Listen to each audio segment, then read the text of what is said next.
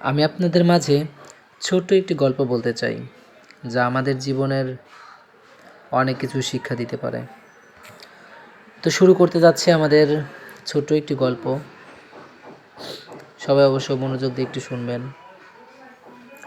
মৃত্যুশয্যায় মহাবীর Alexander তার সেনাপতিদের ডেকে বলেছিলেন, আমার মৃত্যুর পর আমার 3টা ইচ্ছা তোমাদেরকে পূরণ করতে হবে। আমার প্রথম ইচ্ছা হচ্ছে শুধু আমার চিকিৎসা করার ডাক্তারই আমার কফিন বহন করবে, অন্য কেউ নয়।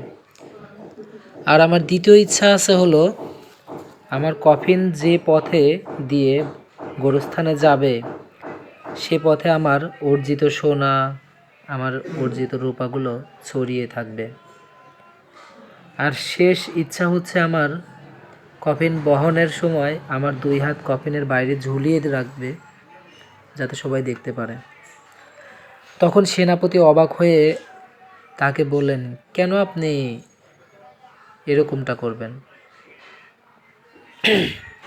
তখন আলেকজান্ডার দীর্ঘ শ্বাস গ্রহণ করে বললেন, আমি দুনিয়ার সামনে 3টি শিক্ষা রেখে দিয়ে যেতে চাই। তা হলো, আমার চিকিৎসকদের কফিন বহন করতে এই কারণে বলতেছি, যাতে লোকে অনুধাবন করতে পারে যে চিকিৎসকরা কোনো মানুষকে সারিয়ে তুলতে পারে না। তারা ক্ষমতাহীন এবং মৃত্যু থাবা থেকে রক্ষা করতেও অক্ষম। তারা শুধুমাত্র চেষ্টাটুকুই করতে পারে। গোরস্থানের পথে সোনা দানা ছড়িয়ে রাখতে বলেছি মানুষকে এটা বোঝানোর জন্য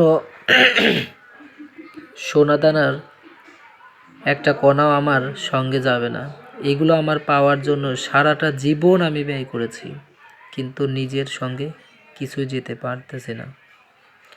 মানুষ বুঝুক এসবের পেছনে ছোটা সময়ের অপচয়।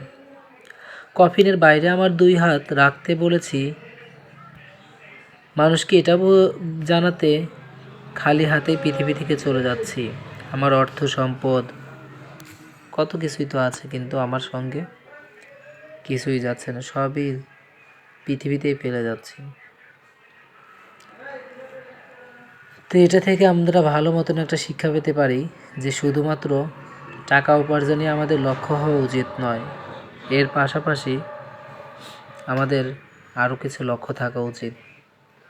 অবশ্যই পৃথিবীতে চলার জন্য কিছু টাকা পয়সা দরকার হয়, কিন্তু এত পাহাড় সম্পদ দরকার নেই। যতটুকু দরকার ততটুকু রাখাই আমাদের জন্য মঙ্গলময়।